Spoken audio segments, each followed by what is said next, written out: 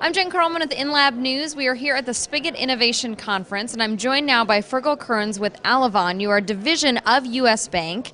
You use Spigot technology. Tell me a little bit about how their technology is driving innovation for you guys. Well, we're recent users. We've used it to look at our merchant retention and customer loyalty space at the moment. But we're looking to expand that to different areas of the bank. And for me, one of the key drivers is how Spigot can increase employee engagement and ultimately partner engagement, and I think after that, customer engagement. I think that's very important for us. Yeah, collaboration is such a key thing, and it's what one of the things Spigot prides itself on. Why do you think that's important? Why do you think the banking industry needs to really embrace that? Well, I think one of the things that the banking industry obviously suffers with at the moment is trust. And I think the most obvious place to start is how can we develop trust and relationship and stickiness and engagement and dialogue, first of all with our staff, like I said, but ultimately with our partners and customers as well. And I think what Spigot allows us to do is increase the size of the net that we can throw, and do that from a global perspective and not just concentrate in certain areas of the bank.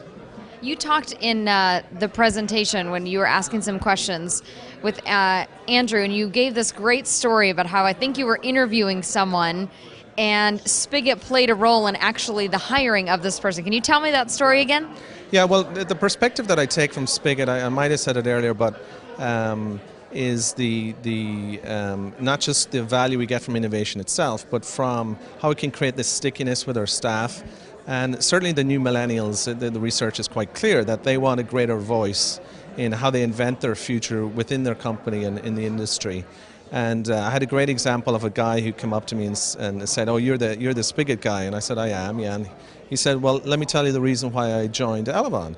He said, "I was interviewing with a couple of companies, wasn't particularly interested in Elavon, but decided to do the interview.